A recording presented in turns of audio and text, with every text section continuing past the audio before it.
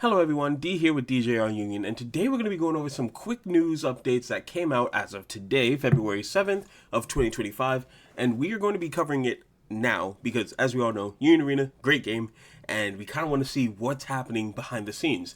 So, first things first here, we have the second volume, of the store tournament prize cards, which are going to be Asuna, Fuegoleon Vermilion, and Ichigo Kurosaki. And it's going to be starting on April 1st, which is good because that's like a really good month of like no real like Union Arena grinding where we're going to be going out finding a lot of boxes and stuff. So it's a great time for us to own our previous decks that we already have built and try to make them as good as we can possibly make them. Make them their absolute best. So here we are, we're going to be breaking down some of these prize cards that we can see right here. Right now we have an Asuna here, and she's at 3k BP plus, and the reason why there's a plus is because once returned, when a character moves from, outside of the movement phase, if they move like from the energy line to the front line or the front line to the energy line, then pretty much the character gains 1k BP until the end of the turn, which is really good because that's what Kirito and Asuna are going to be doing throughout their entire deck process.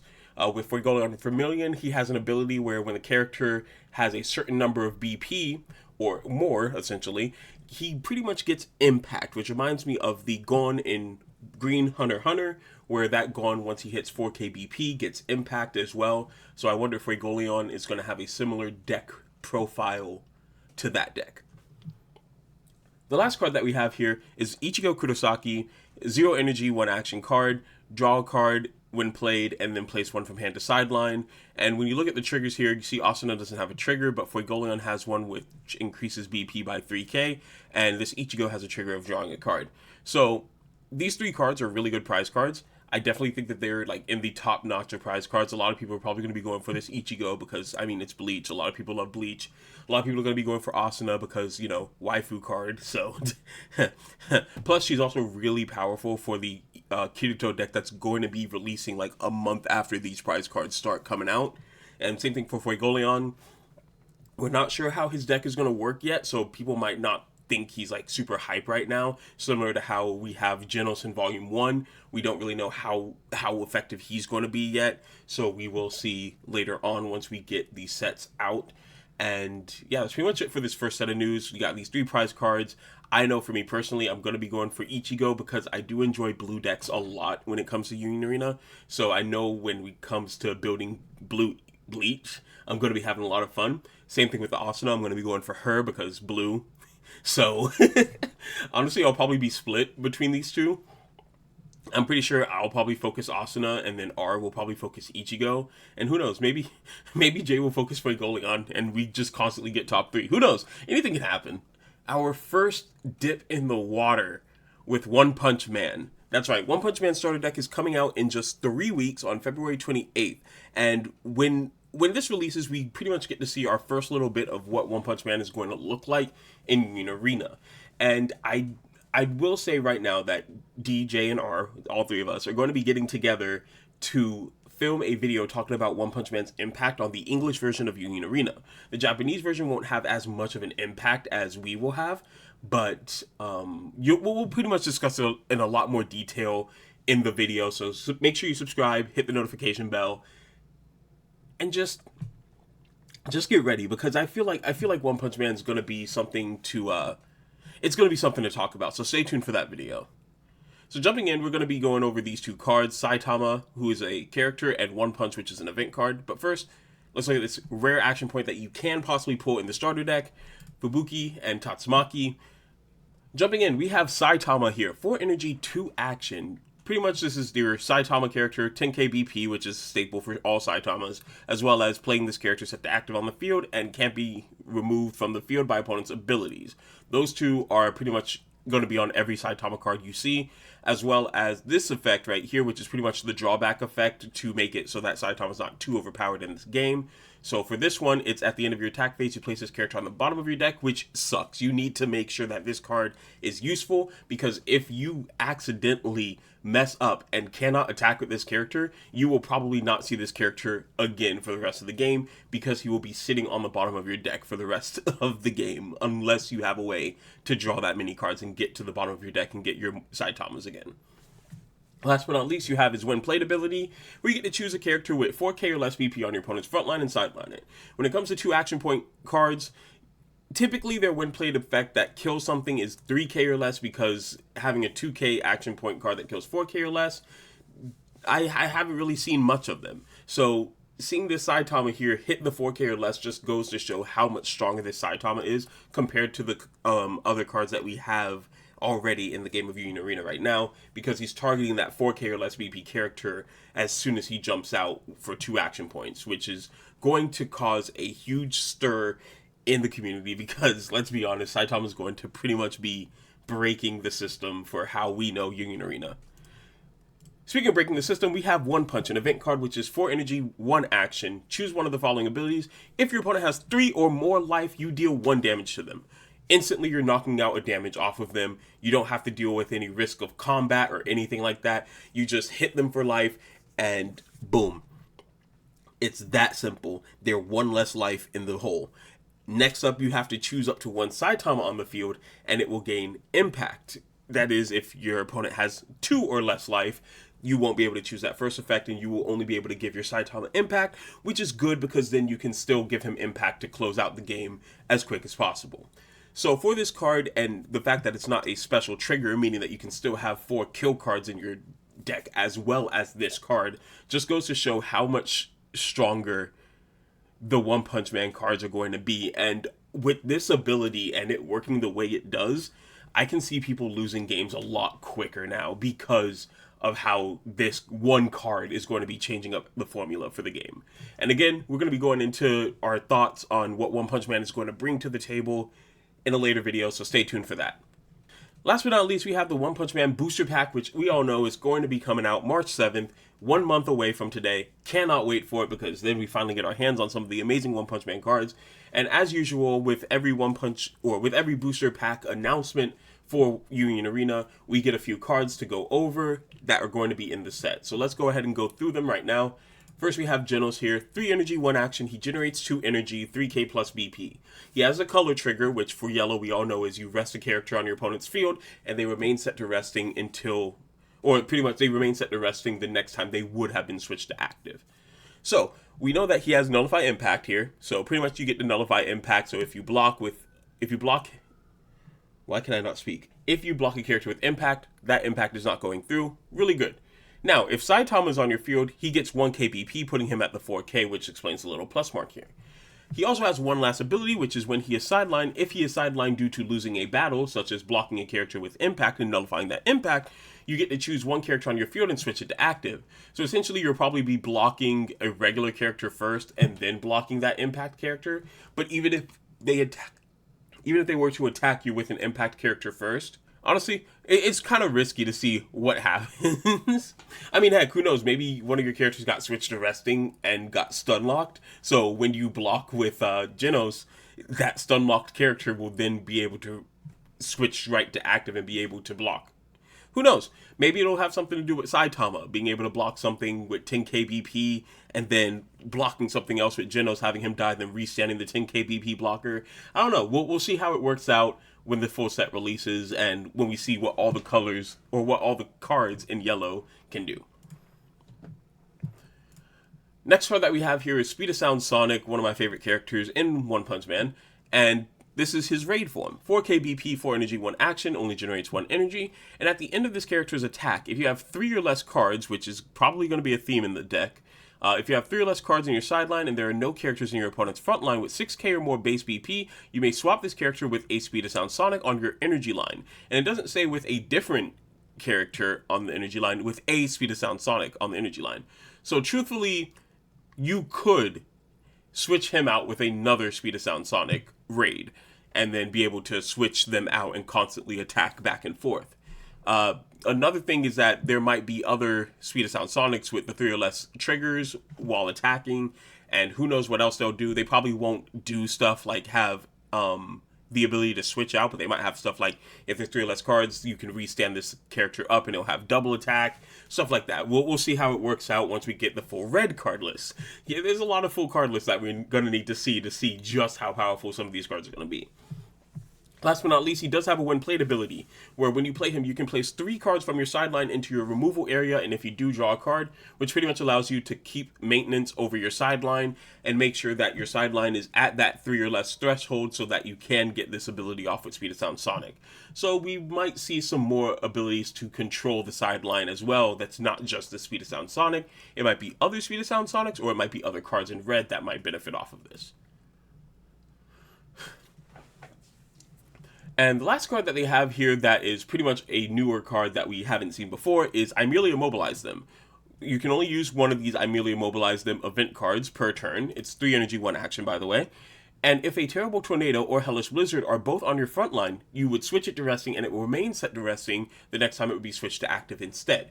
Which is really good. It's a good rest-focused ability, and it pretty much just leaves your opponent defenseless or attackless when it comes down to their turn again, and you just get the chance to like just overpower your opponent by simply immobilizing them, you know?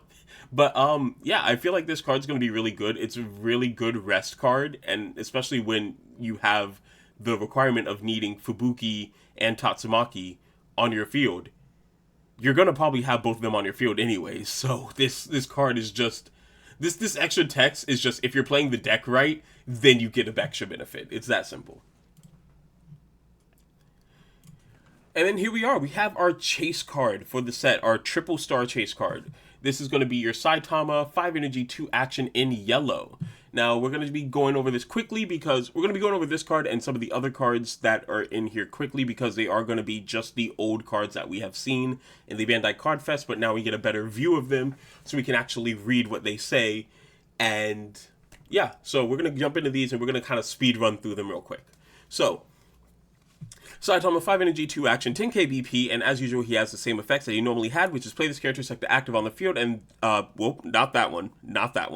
Where's the other one? Cannot be removed from the field by your opponent's abilities. Both of these abilities are staples for Saitama, as I mentioned before, so we are going to be seeing them a lot more.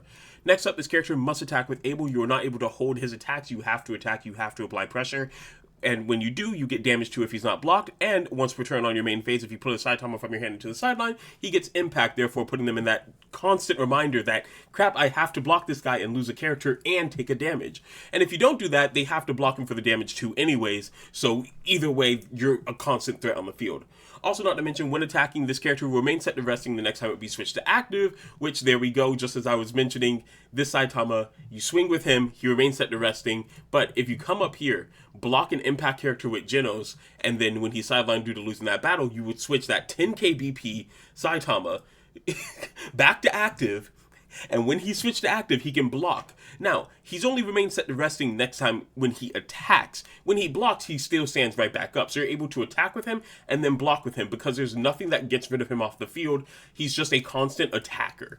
And having that Genos will pretty much enhance his ability to not only attack but also block as well. And we're going to see a lot of that combo coming soon in the yellow deck for Saitama and Genos. Now we have all these cards to go through, and once again, speed running through them. These are going to be all your 2-star cards with all the signatures on it. So first things first. I need to take a deep breath because I'm about to speed run the heck out of these. 15 energy, 2 action. Now you may be asking yourself, well, how is 15 energy going to be even possible when you only have 4 cards in the energy line, which has a maximum of generating 2 energy each? Frick. I thought I had that. I'm not gonna lie. Pretty much for every 5 cards in your sideline, you get to reduce this card's required energy by 1. So pretty much when half your deck is in the sideline, he will then be 10 energy, which is still a lot. But we won't know how much energy can be generated from cards until we see the full colors of green. So we might have some 3 energy generating cards as well. So moving forward, play this character set to active on the field, cannot be removed from the field due to your opponent's abilities, as we all know. He has impact 3, so if he attacks and you block and he wins that battle, you take 3 damage. If he attacks you and you do not block, you lose the game if you don't hit a final. Damage 7, impact 3, scary things to see. When attacking, choose up to 1 character on your opponent's front line and kill it. Therefore, if they only have 1 character on there and they were going to block it for impact 3, you kill it off, you do damage 7 to them, they are already at the end of the game. And at the end of battle, if this character was blocking, return it to your hand. But if he's blocking, you already had the ability to get him out on the field in the first place, so you're going to be able to get him right back out onto the field the next time around. So, yeah, moving forward. We have the same Genos that we saw earlier. This is just his 2-star variant with his signature on it. Pretty good. Next up, Terrible Tornado, Tatsumaki. During your turn, if you have used an event card this turn, this character will get Impact, which is really good because she pretty much gets free Impact once you read the second ability, which is on the main phase. If she's on your front line, reduce the AP cost of your next event card you use from your hand this turn by 1. And you can only activate this Terrible Tornado ability one time each turn, which pretty much means on your front line you can make any event card that's one action point completely free, and in doing so you give her Impact off of using that ability. So you rest the character on your opponent's field, you give her Impact, boom. It's simple. It's simple. Hellish Blizzard, she's going to be benefiting you as well, because when you play her you get to draw 2 cards, you get a better chance of getting an event card. On your main phase, if she's on your front line, place 2 cards from your hand into the sideline. Once returned, then you get to choose one of the following to add an event card without special from your sideline to your hand, which, mind you, that includes being able to immobilize another person on the field, and also feeding the Tatsumaki engine of being able to play an event card and give her Impact as well. So these two are literally going to be working tandem with each other very powerfully and very well. I can't wait to see how this deck is going to be built completely. And finally, all characters on your field get 1k BP until the end of the turn, which is the other one you can pick if you need that 1k BP. If not, you can just constantly feed the Fubuki. The Fubuki can constantly feed the Tatsumaki engine by using the first ability.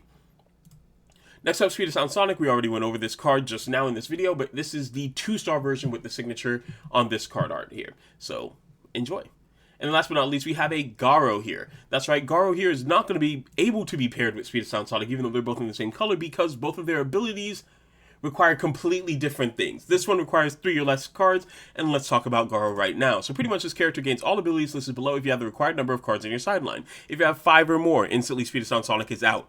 When attacking, you get to draw 1 card with Garo. 10 or more cards, he gets 500 BP and Impact. A 4500 BP character with Impact gets over pretty much almost all cards in the game. The only problem that you have to deal with is the 5k cards like Kurapika, for example. Oh, but if they are playing Kurapika, what do? Well, simple. Get 15 cards on your sideline, because then he gets an extra 500 BP, putting him at 5k, having that Impact, and once per turn, if he attacks and isn't blocked, you switch him to active, he gets another attack in. So pretty much they either lose a character and take damage, or they take 2 damage because this Garo is an absolute menace, and I can't wait to see how this deck is built. Honestly, I'm really excited for the One Punch Man set. I'm gonna slow down now because I'm done reading the cards. So I'm really excited for the One Punch Man set. I feel like the set for One Punch Man is going to be very powerful. I feel like One Punch Man is one of those series that I watched like years ago, and it was a fun series to get into. I remember not liking it at first because I'm like, oh, a hero that just beats everything in one punch, that sounds boring. But at the end of the first episode, when they had the dream sequence, it just caught my attention, and it made me really want to dive into One Punch Man a lot more. And seeing it coming to Union Arena is insane. I forgot about the box topper, so let's go through these real quick. Genos, 0 energy, add this card to hand, trigger. Terrible Tornado, 0 energy, add this card to hand, trigger. King, 0 energy, has an ability where you can pay 1 AP once per turn to draw a card. If that looks familiar, it's because Gyutaro in Demon Slayer has this ability as well. And his trigger is add this card to hand. Next up, you got Metal Blat. He's a hero, 0 energy, add this card to hand for a trigger. Speed of Sound Sonic, 0 energy. What does that trigger say? Add this card to hand. Okay, yep, makes sense. And last but not least, Garo, 0 energy. And his trigger says add this card to no, it doesn't. You thought, didn't you? You thought they were all going to be add this card to hand. Well, you're wrong. Garo, you get to choose a character on your field and switch it to active it, and it gains 3k BP till end of turn. He's also the only one with 2k BP, while King is the only one with 1k BP, and all the other ones have 1500. And it's because, you know, Garo's kind of out of everyone's league, and King is under everyone's league, even though everyone thinks he's above everyone's league. But I can't wait to play a King deck, because King is going to be a lot of fun.